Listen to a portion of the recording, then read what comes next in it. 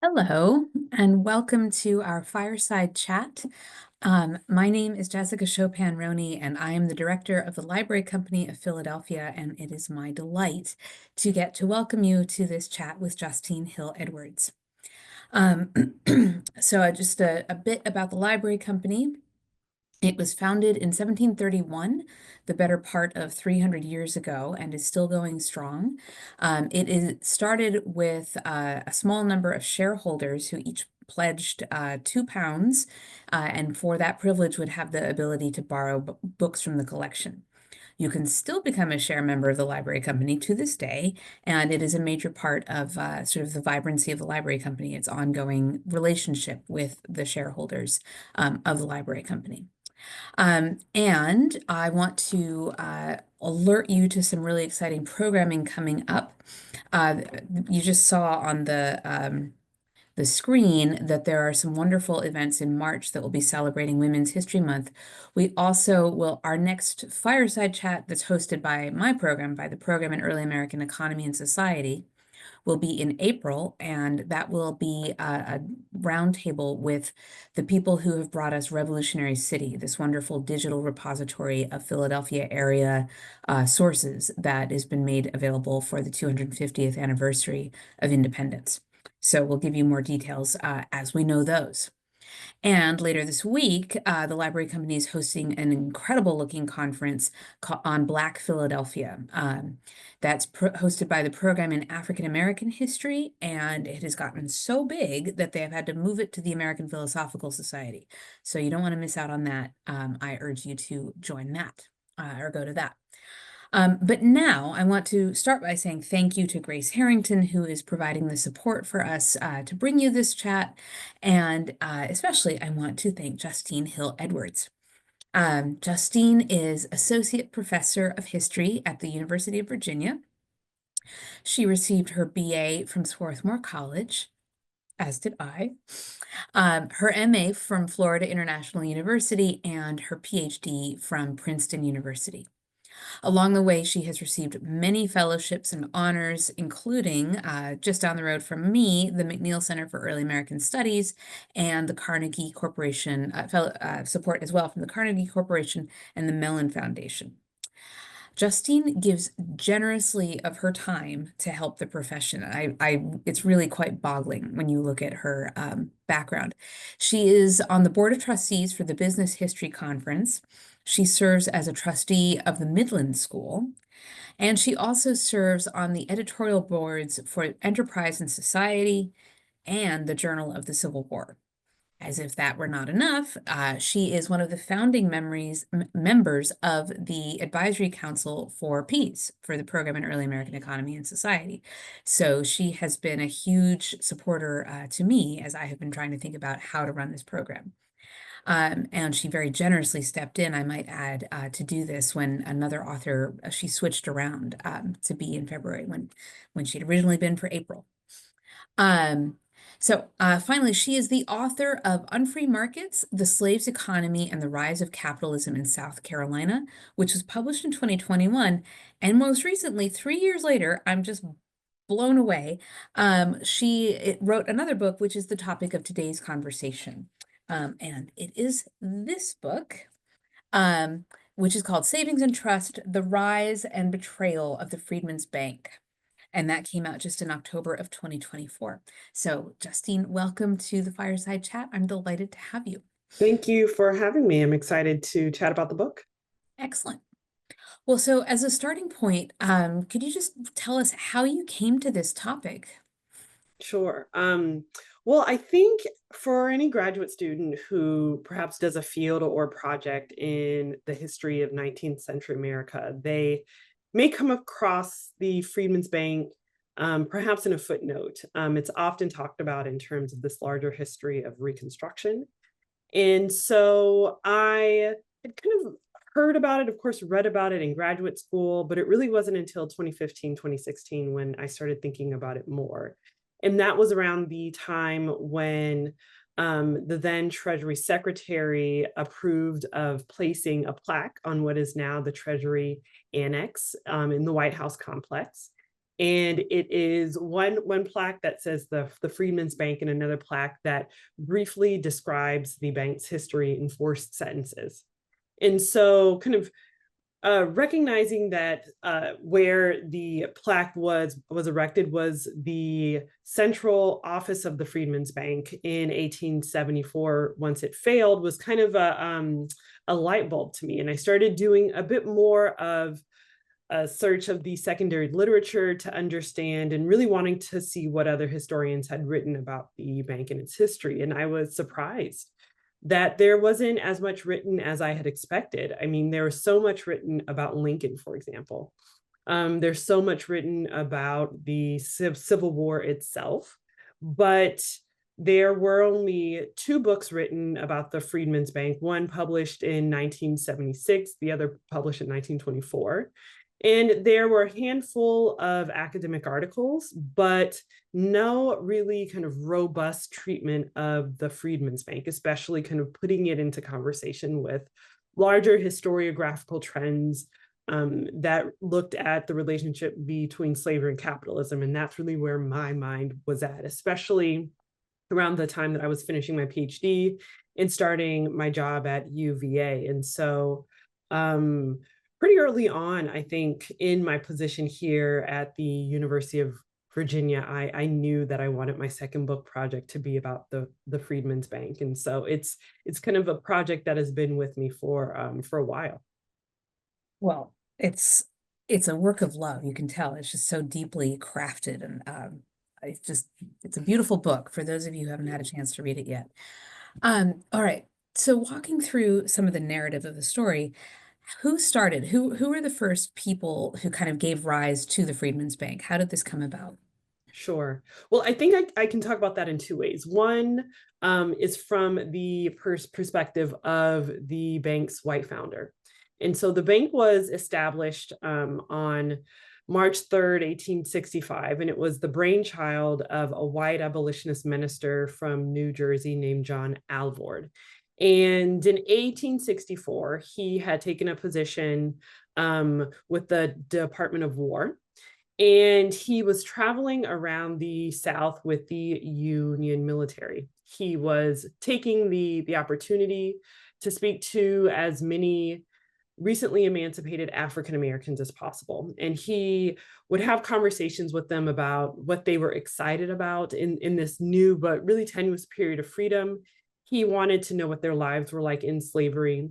And overwhelmingly, they told him that they wanted to reunite with their families, and they also wanted the opportunity to buy land. And that second part was really interesting and important to him.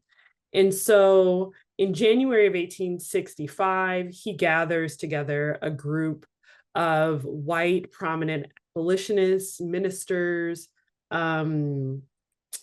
businessmen, entrepreneurs, politicians, and he proposed to them the idea of the Freedman Savings and Trust Company. And so that's one part of it.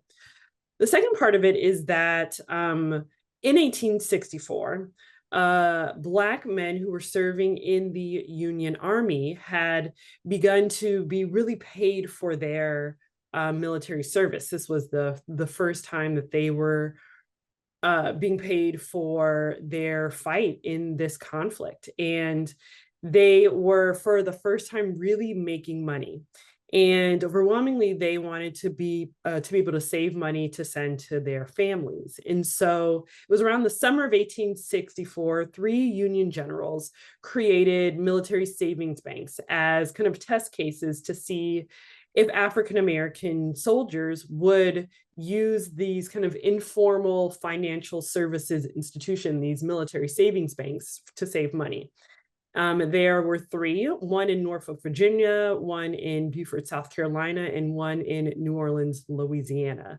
And these banks were incredibly successful, such that by December of 1864, in the Norfolk branch, African American men had put about $65,000 of their earnings into the bank. That's about $1.2 million today. And in the New Orleans branch, they put about $24,000, and that's about $461,000 today. And so And so these military savings banks were incredibly successful in terms of African American men really using these institutions to save money for both themselves and their families. And John Alvord saw this, he witnessed this. And so he brought this knowledge to him when he gathered this group of potential board members for the bank in January of 1865.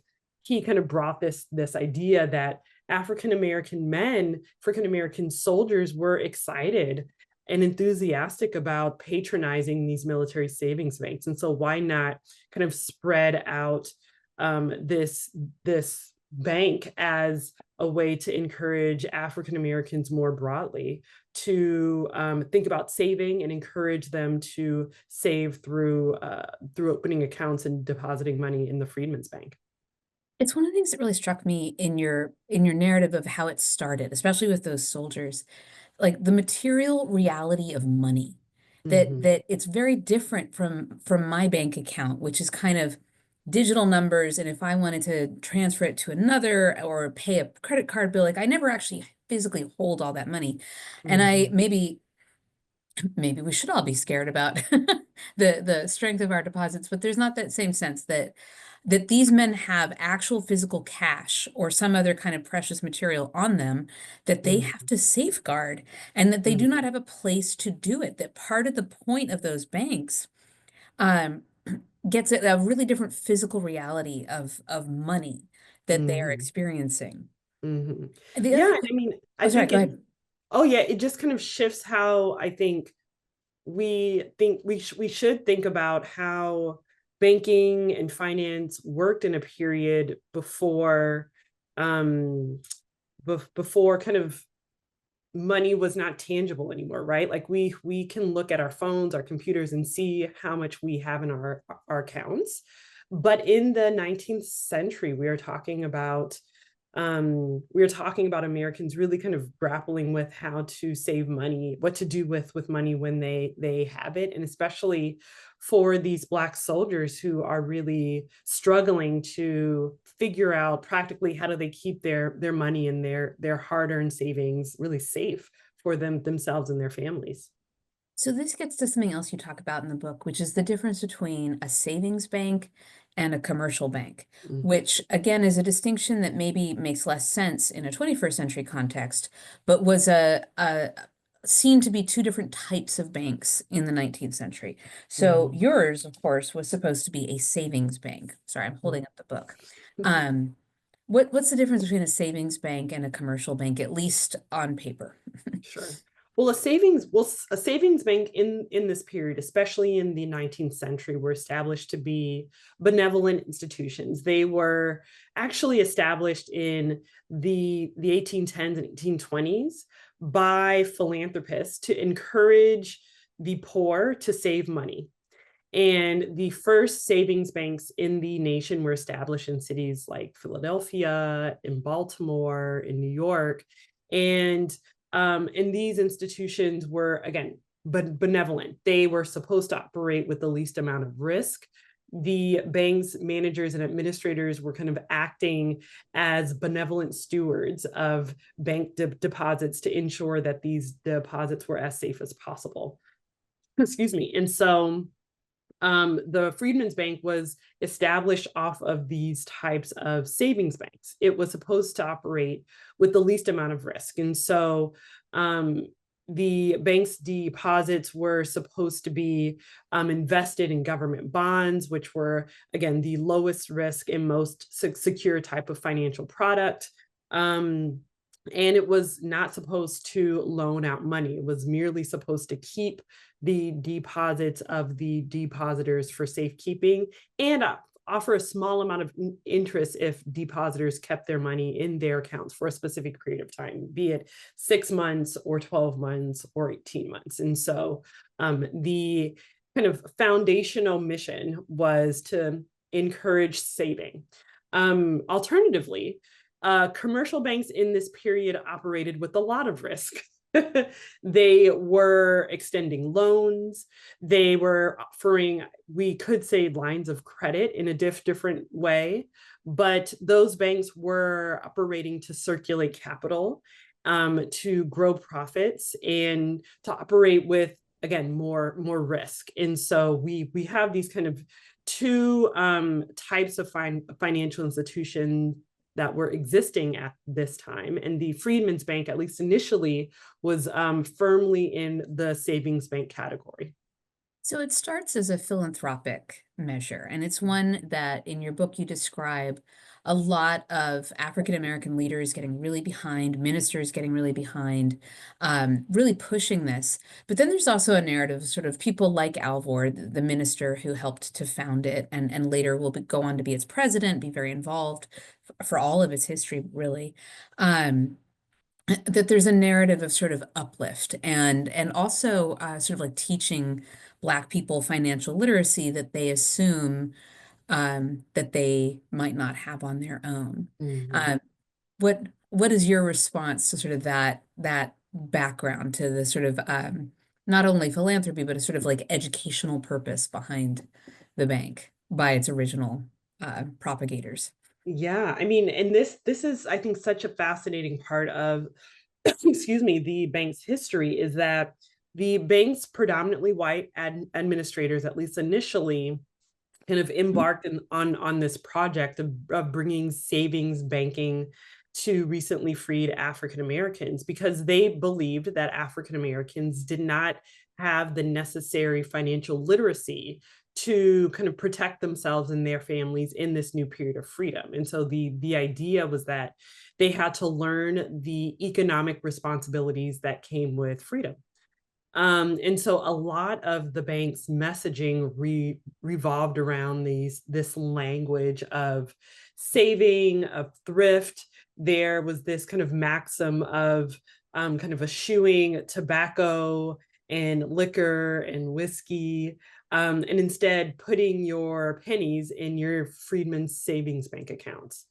And so one of the asymmetries that I talk about, especially between white bank administrators and Black depositors, is that African Americans may not have had sophisticated understandings of finance, but they understood the benefits of saving. And this is kind of a nod to my first book, Unfree Markets, where I talk about the economic activities of enslaved communities in South Carolina. But African Americans and the formerly enslaved had very concrete ideas about finance and about business and about the benefits of saving, about the protections of land ownership. And all of that knowledge, I contend, was forged through the violence of slavery. And so, for example, if you look at the narrative of fugitivity from William and Ellen Craft, one of my favorites, Running 1,000 Miles to Freedom, William Craft talks about how he witnessed and experienced his family being sold. He talked about how his brother was being sold by his enslaver to fulfill a debt, how his sister was quote unquote mortgaged.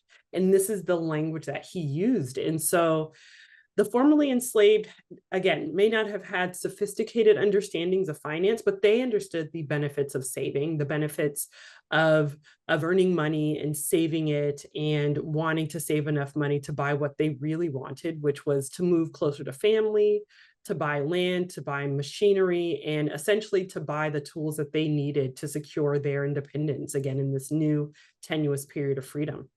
Yeah, and I think that's part of the contribution that you're making in the early part of the book, where you really do sort of work through what you were just describing, is what does freedom mean? You know, even after the 13th Amendment has been passed, this is the real struggle of Reconstruction. Mm-hmm. Um, and a lot of the narratives that I'm familiar with at least really focus on the political side of that, you know, citizenship and voting rights.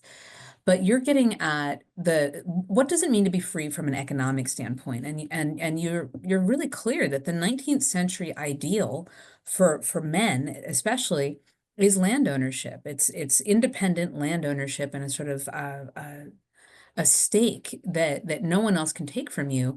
And the kind of narrative that the Freedmen's Bank and others are giving to the recently freed people of the South is not land ownership, but wage earning. It's a very different form Mm-hmm. of sort of what makes you independent. You are independently um, open to contract your labor, Mhm. not necessarily to own a piece of land.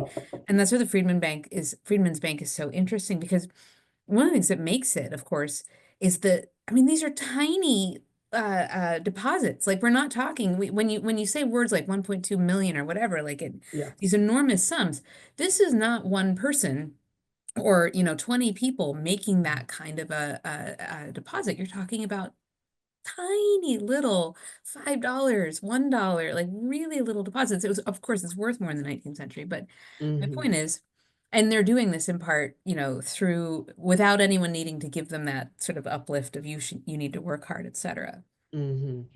Exactly. And what I talk about in the book, and one of the ideas that I really thought about as I was researching and writing the book, was that wanted to talk about economic behavior. And one of the tensions that readers will see, especially in part one of the book, is that there was a misalignment between what white bank administrators wanted and what Black depositors wanted. White bank administrators wanted African Americans to put money in their bank accounts and keep money in their accounts for an extended period of time so that the bank's investments could pay dividends. Um, Black depositors, alternatively, wanted something different. They wanted to earn money and save as much money as they could, and they wanted to use that money to buy what they really wanted, which first and foremost was land. And so this gets to the heart of the idea about what African Americans after the slow end of slavery valued economically. They valued tangible assets as a reflection of their wealth. They wanted land to prove that they could buy and own a wealth building vehicle, right? White bank administrators did not understand that and didn't see that. They didn't understand why African Americans didn't care about accrued interest in their accounts. And so what this meant was that there were kind of competing interests in terms of African Americans' engagement with the bank and what white bank administrators hoped that African Americans would do with their engagement with the bank, at least economically. Right, because they wanted them to put those deposits in and leave them for long Mhm. periods of time. Exactly. Yeah. No, and it's interesting because, I mean, the South has just been destroyed, and I don't know much about banking in the South in the late 1860s and the 1870s, but that there's this sort of philanthropic endeavor specifically aimed at ex-enslaved people, the freed people, is I mean, it's just astonishing. And you imagine if they would have taken that and used the loans in the places where the capital was coming in, Mhm. um, that what good it could have done to make small scale lines of credit Mhm. available to people, the kind of work that it might have done.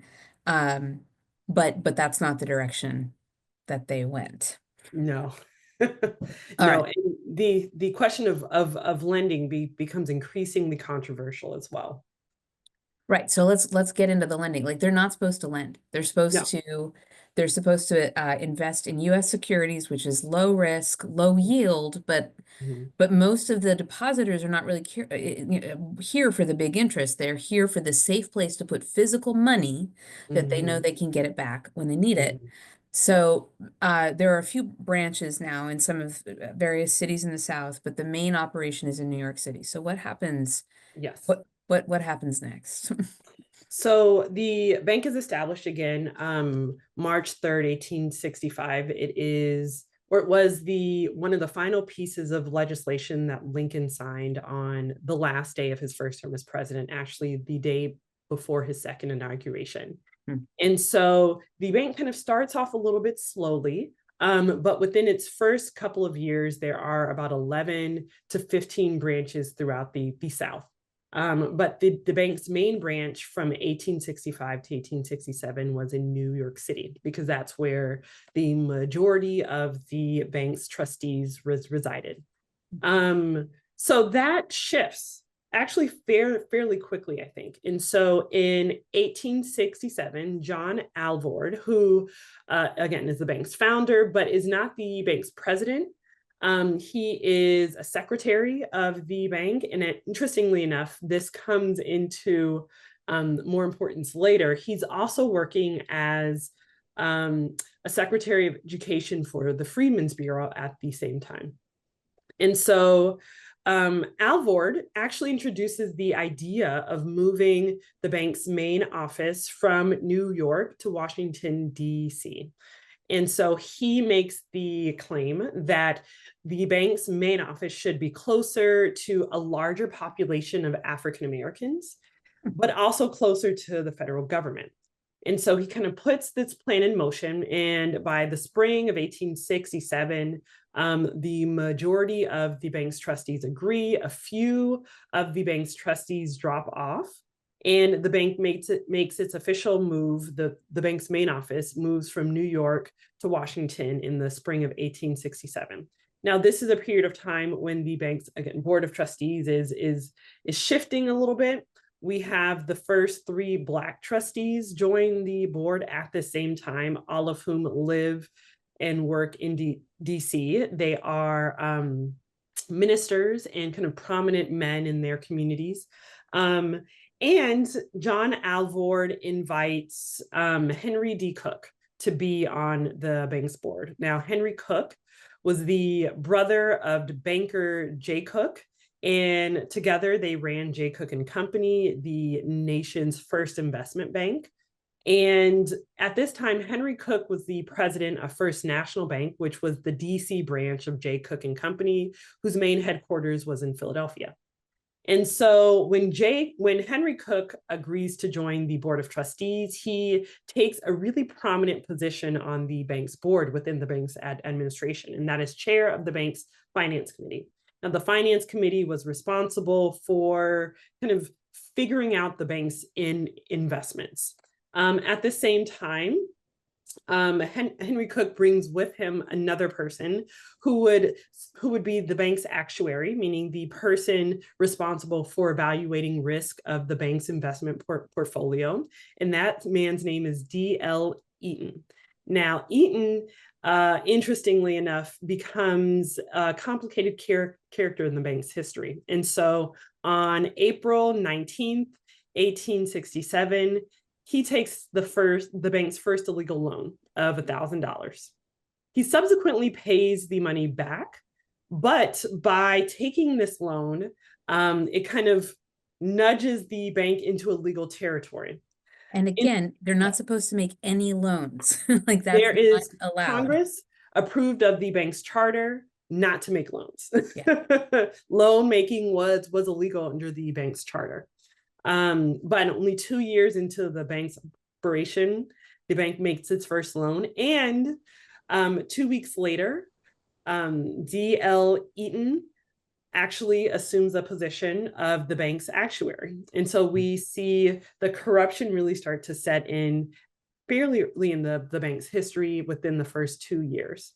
And so this kind of starts an avalanche of illegal lending, such that about almost $100,000 has been loaned between 1867 and 1870, when Henry Cook successfully lobbied Congress to amend the bank's charter. And so in May of 1870, the bank is approved of a charter amendment to allow it to drift into the riskier side of finance at this time, which was loan making. And so it is at this time too when it fully shifts from being a savings bank with benevolent foundations to fully a commercial bank that is engaged in high risk lending. And exactly how many missives went out to the depositors explaining this change or asking for their opinion? There were no messages sent out to depositors telling them about this change, which is interesting because the bank goes on a fairly aggressive marketing campaign, especially between 1870 and 1872. The bank continues to advertise in newspapers papers across the nation, particularly in the South, in cities with large Black populations.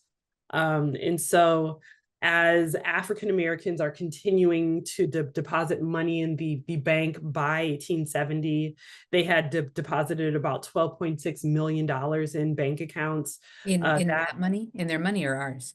Oh, and their money. It's about $292 million today. Wow. Which is, again, just a Yeah. staggering sum if you think about the fact that we are talking about the vast majority of depositors being African Americans who were formerly enslaved. Yeah. And like all these little deposits bit by bit. Mhm. That's staggering.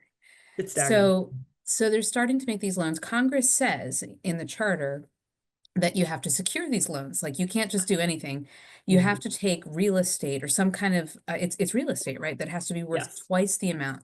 So if I'm borrowing $1,000, I have to put up the mortgage to my house, which is worth at least $2,000 Exactly. before I can get it. And that would be the job of the actuary, right? To come look at my Yes. property and make sure that it matches, it's equivalent to twice the amount of the loan I'm giving.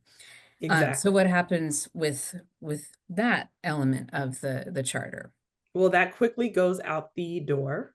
The actuary subsequently contracts with an appraisal firm that takes loans from the bank. And so the person who was responsible for evaluating, appraising the real estate that was supposed to be collateral for these loans was, again, taking loans from the bank. There were loans that were unsecured, and so with no collateral. There were loans that were secured by stock, YMCA stock, for example. There were loans that were just that kind of the loan terms were consistently amended. And so this really starts, it kind of shows that quickly corruption set in, that African Americans were being, I think, good stewards of their money by opening accounts, putting millions of dollars collectively into the bank, but alternatively, millions of dollars were going out of the bank in terms of loans. And the vast majority of those loans were concentrated in Washington, D.C. Yeah, that's one of the things that's so interesting about reading the book is that early on you see some of the things starting to go a little off the rails, but it kind of looks like within the realm of what banks do. Like this guy borrowed $1,000, but then he repays it. Yeah. It's not great, but not the end of the world. Mm-hmm. But then very quickly there seems to be this pivot once they moved to Washington, D.C., and once Henry Cook and Huntington, I'm forgetting his first name, and Eaton, William Huntington. William Huntington and Eaton are on the board. It's sort of like these three are where the boos and the hisses from the audience should be coming in. Like this is really where it becomes a different project, and one that is completely divorced from the original philanthropic intent of the Freedmen's Bank, and really quite self-dealing. Like Henry Cook is giving money to his brother, uh, Yes. and propping up a whole sort of financial empire that his brother, who's based in New York City, is operating. But I want to make sure we've got time for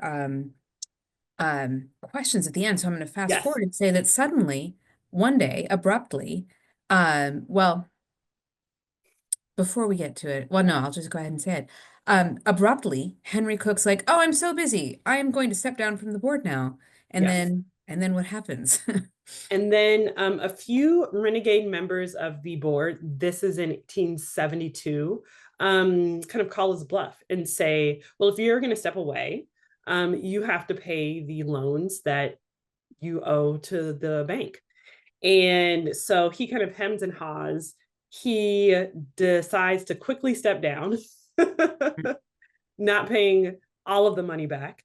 William Huntington, who comes with him from First National Bank, steps down as well. Interestingly enough, D.L. Eaton does not immediately step down, but he subsequently steps down and he dies in 1873. But his nephew, George Stickney, takes his position. And so once this happens, once a few renegade members of the board really want Cook out, and want him to kind of set a good example for paying back his debts. That does not happen. And so subsequently in 1873, Henry Cook and his brother Jay Cook are at the center of what at this moment was a transatlantic financial crash. And so on September 10th of 1873, Jay Cook and Company declares bankruptcy. And this news like sprints across the country such that there are runs on Freedman's Bank branches across the South. There were runs in New York, in DC, and across the South, because African Americans are kind of seeing this and being afraid about the possibility of not being able to get access to their money. And so when the panic happens, we are talking about a period of time too when we finally see a regulator step in.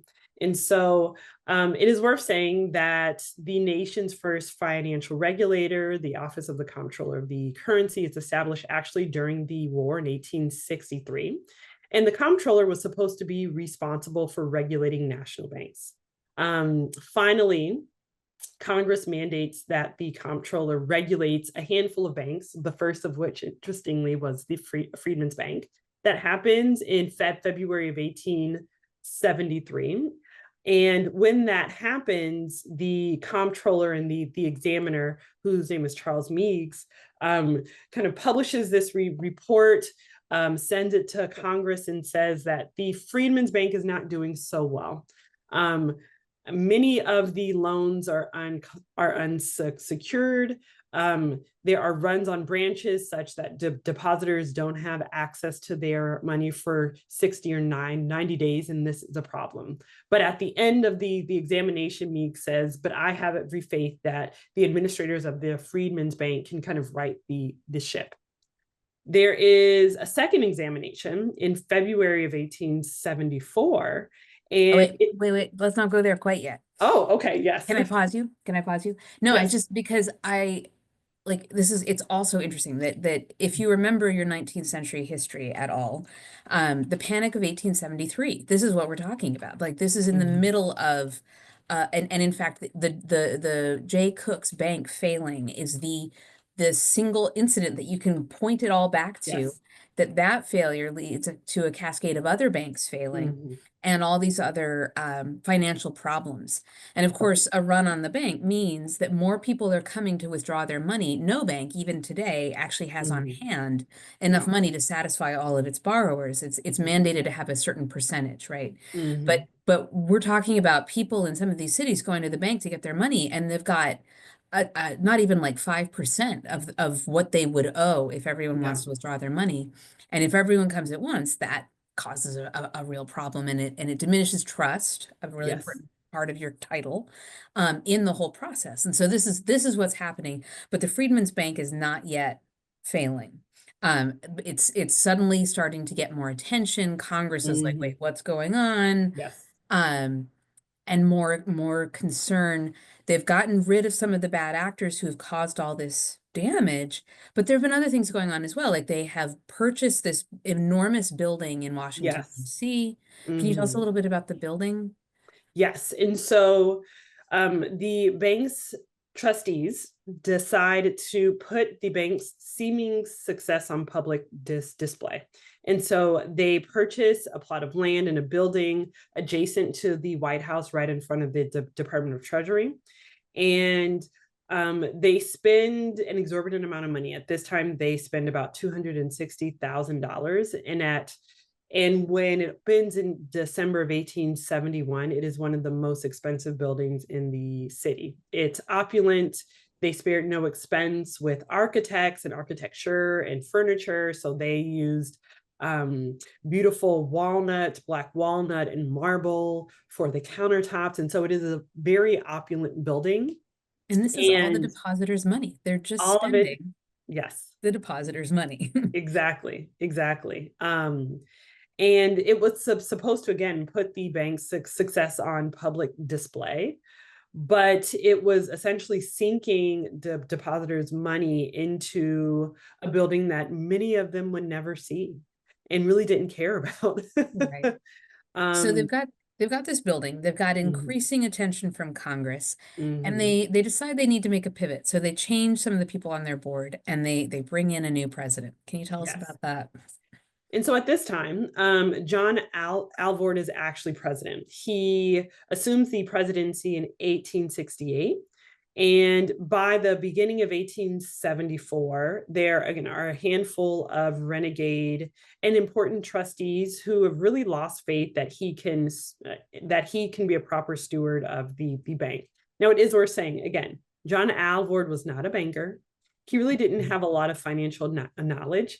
And so by this time, they really did not have confidence and trust in him. And so he steps down from the presidency in February of 1874. And there are two Black members of the board who propose another name. John Mercer Langston, who was who would become the first Black congressman from Virginia. He was one of the founders of Howard Law School. Interestingly enough, I just learned this too. He is like the great grand uncle of Langston Hughes, which I think is really interesting. Yeah, pretty cool. And Charles Purvis, who was a doctor at Howard Medical College, and both of them were incredibly important in kind of pushing out Alvord out. They proposed that Frederick Douglass should be the bank's next president because he would be the person who could restore Black depositors' faith in the institution. And so in March of 1874, he says yes to the bank's presidency. And in April of 1874, he holds his first set of meetings and kind of gets a hold of the bank's books. And he is shocked to see that the bank is underwater. It's essentially insolvent. There are more out in loans than the bank has in its coffers. And the bank had just been misrun for the past several years. And so he kind of steps into this position believing that he can kind of help restore faith and trust. But he quickly realizes that not even he, with his sterling reputation, could redeem the bank at this point. Yeah, and he's a depositor. His children are Yes. depositors. Like Yes. this is someone who has touted the importance of an institution like this to the Mm-hmm. African American and the freedmen communities. Mm-hmm. And suddenly he's the one left holding the bag because you said he comes Mm-hmm. in March. Mm-hmm. By July, what, 2nd was it? It's like the Mm-hmm. very early July. Yes. It's dead. Yep. Congress mandates that the bank close, and the trustees close the bank on July 2nd of 1874. So. And at that point, if I'm remembering the statistics right, it was something like 95% of their assets were out in unsecured loans or poorly secured loans, Mm-hmm. of which 83% of those loans were overdue with no Yes. payments at all. No. Yeah. And so, I mean, it is crazy because if you think about the fact that by the time that the bank failed, there were about $3.5 million in outstanding loans. And the bank had about $40,000 in cash on hand and about $400 in bonds. And so it was just incredibly over leveraged. And depositors had left in their bank accounts across 61,000 accounts had about $2.9 million left to recoup from their accounts once the bank failed. So in the end, I mean, I don't know if it's possible to do an accounting of what everybody got. I know it drags out for like 40 Mm-hmm. years where they're trying, Mm-hmm. or 50 years, excuse me, where they're still trying to get back at least their original deposits, forget about interest. And Mm-hmm. some of them do, but most of them get just a tiny Just a fraction of what they had percentage. Yeah. invested. And so and so Congress mandated that that three commissioners start to liquidate the bank's assets. And so there are five disbursements. The first in 1875. And so if depositors could prove that they were who they said they were, and could kind of provide evidence of a kind of a banking or accounting book, then they Mhm. could get about 20% of the money that they had in their account. There were subsequent disbursements in 1878, 1880, 1882, and the final was in 1883, and depositors could recoup about 5% of their deposits. At the end, depositors by 1909 got back about $1.7 million, but that left about 1.2 that never, that was kind of left. So depositors essentially, the majority, we might say about 58% got their money back, but that left kind of a staggering percentage that did not, and that is an important part of the story as well. And I want to open it up to questions, but none of those people ever paid any consequences. The ones who took that No, money, the cooks and so on, no. they don't face any consequences from this. They are called before Congress in a couple of Mm-hmm. hearings, but Mm-hmm. that's kind of the worst of their, you know, that's Yeah. not even a slap on the wrist. It's just an Mm-hmm. annoyance. Yeah. And Although it depositors, does sound like Douglas carried that as an albatross for at least for quite some time. yes, he kind of spent the rest of his life talking about how he came into the bank and how he essentially was not responsible for the bank's failure. And I think it is worth saying, African Americans, the Black depositors and their family members really tried into the 1930s, appealing to again, presidents, attorneys general, comptrollers, asking for the deposits of their families, and they got no recompense. Yeah, it's interesting because you and I were talking about the Panic of 1873 and that many banks failed and that it was hard on the depositors of many different banks, et cetera. But really reading your book, it's clear how distinctive sort of the genesis and the storyline of this bank was. Like, this is Mm-hmm. for you. We are going to do something good. And then the amount of corruption and Mm-hmm. complete lack of oversight of Mm-hmm. what people did with those funds so painstakingly acquired. Mm-hmm. um and so it may be that this is one story of many banks that fail in that exact sort of moment, American financial moment, but the repercussions are ongoing in ways that you make some interesting points about in the conclusion. Yeah, I mean, I think it is worth saying, yes, the Freedman's Bank was not the only bank that failed in this period. About 100 banks failed in the aftermath of the Panic of 1873. But this was the only bank that was created for the recently emancipated, for African Americans, again, recently freed from slavery. And that's important. At this point, we're talking about the most vulnerable population of Americans. Mhm. And they put their life savings, many of them, in this institution, and they essentially put their trust in white bank administrators, and that trust was broken, for many irrevocably. And so I kind of connect this broken trust to kind of generational distrust in African American communities of traditional white owned financial services institutions. I think it is one of the reasons why African American families are more likely to be unbanked and underbanked than their white counterparts.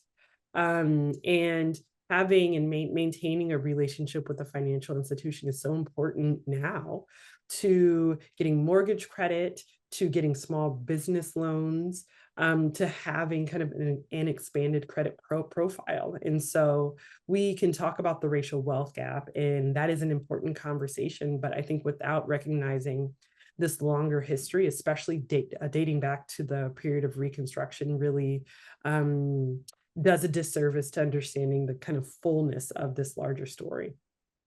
Yeah, no, I think that's a really helpful intervention in thinking about it. It's partially the building up of intergenerational wealth that disrupted, Mm-hmm. but it also disrupts an entire sort of mind frame Mm-hmm. about, I mean, so much of banking or sort of long-term financial Yeah. arrangements requires a level of trust Yeah.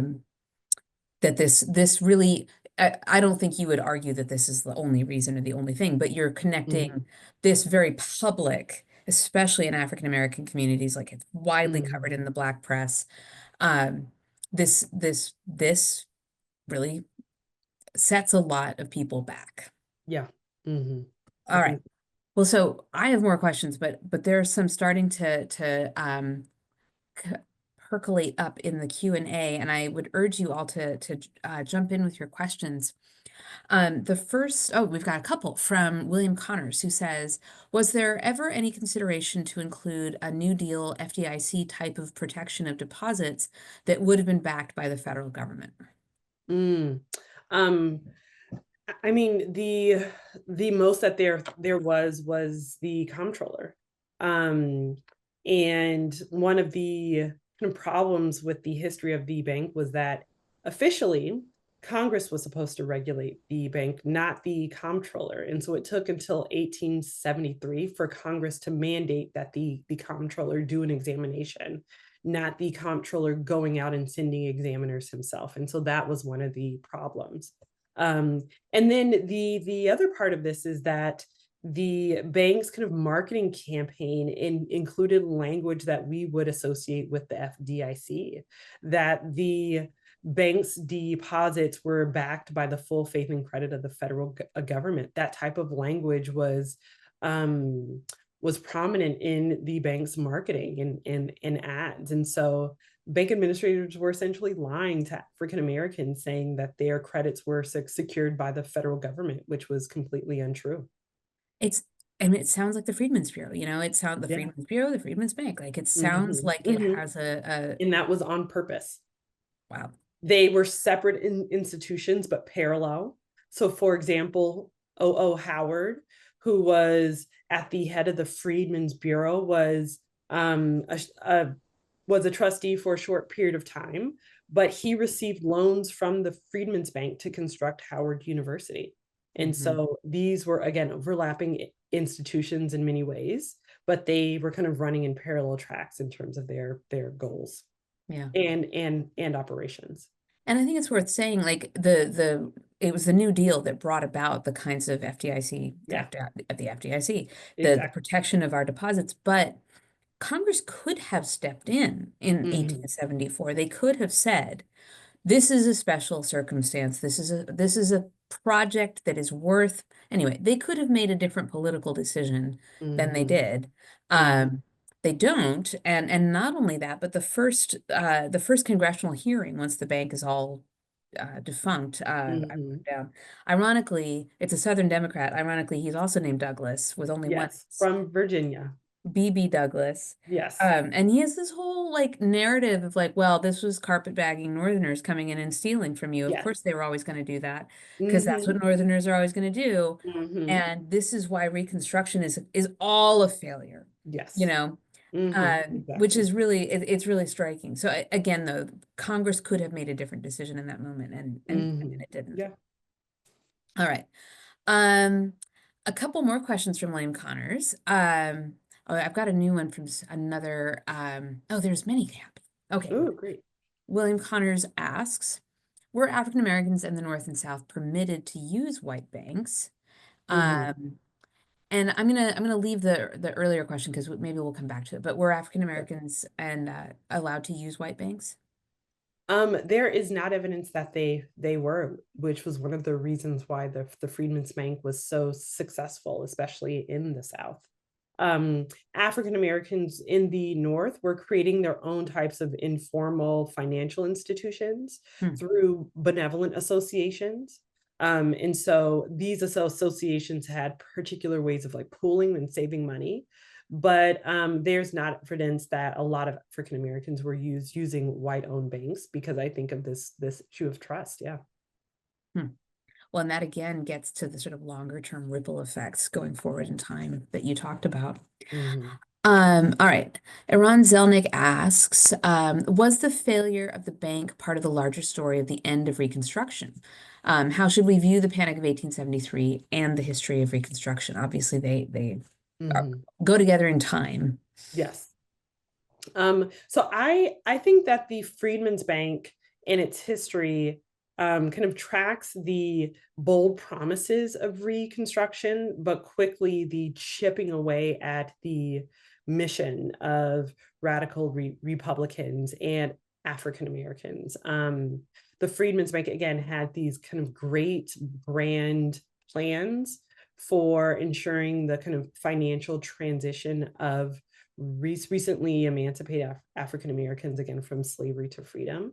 But just like we see with the Freedmen's Bureau, it's kind of Democrats, as they begin to reemerge in Congress, start to chip away at these goals. And in particular, I mean, it's hard to talk about Reconstruction without talking about the rapaciousness of white racial violence. And that was present, especially in the South, where the majority of these bank branches were.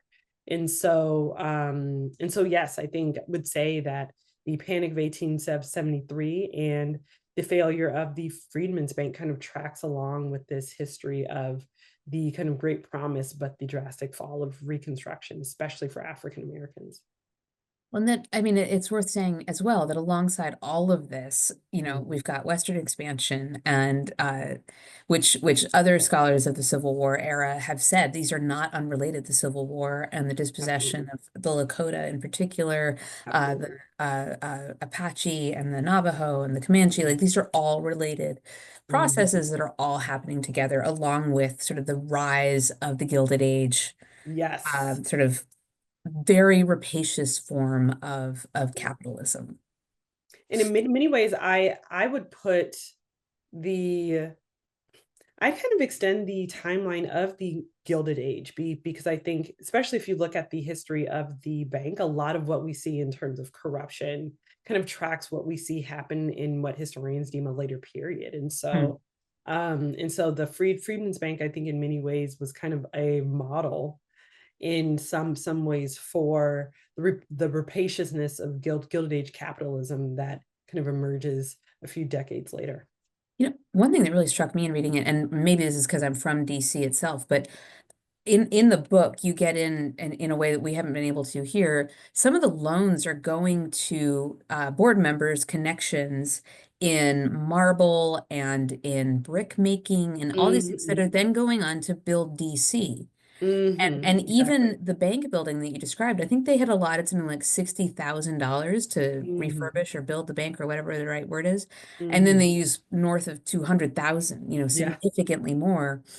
Um, and again, like it's sort of like the way that this moment of big civic building Mm-hmm. is so corrupt and filled with graft. So they're loaning themselves money that they're not going to repay to Mm-hmm. get the building materials that they're going to overcharge for, Mm-hmm. that they're on the boards who are actually doing the building the Mm-hmm. city, and it's just all connected. I mean, It is all connected. And Philly that has was something like probably this the too. It's just most surprising part of this process, is seeing how interconnected it was. yeah, yeah. Mm-hmm. Anyway, hometown pride. Mm-hmm. All right, one last question. I'm curious to hear, this is from Carolyn Zola, our fantastic Peas postdoc right now, Hello. um, who is also writing a wonderful book on women in the marketplace. So Mm-hmm. right up your alley. She says, I'm curious to hear how gender shaped banking experiences. Did Black women open accounts in the same numbers as Black men, or were most accounts family accounts headed by a husband? No, I mean, and this is one of the really fascinating aspects of this project. I start chapter 3 talking about an African American woman in New Orleans who opens a bank account, and so she kind of gives information in her depositor record about the fact that she's married to the washerwoman. She has 2 daughters. And the account is in her own name. And there are a couple branches that have majority women as depositors. New Bern, North Carolina, for example, I think has like 52% women depositors. And so the Freedmen's Bank was, I think, one of these really rare institutions where Black women were active participants in the bank's kind of growth and expansion because of their participation as depositors. Yeah, well, and it makes me think also about sort of really different constructions of family, in ways that Absolutely. is it the Volia Glimpse book? Anyways, I'm forgetting. I assigned it to my grad students and I loved it. And now that I'm on TV, I can't, bring it to them. All right. Well, we have picked your brain for a full hour. It has been so rich. This book is a lot of it's I don't want to tell you it's fun to read about people stealing other people's money and so on, but it is a beautifully written book. I Thank enjoyed you so reading much. it. And so for our viewers, I highly recommend it. It's from W.W. Norton. And I hope that at home you will all join me in thanking Justine for joining us and talking about her important book. So thank you. Thank I you will be the also for lone being here. clapper. Uh, but that's really it for us. Thank you very much, and we'll see you all in our next fireside chat. Have a good night. Good night.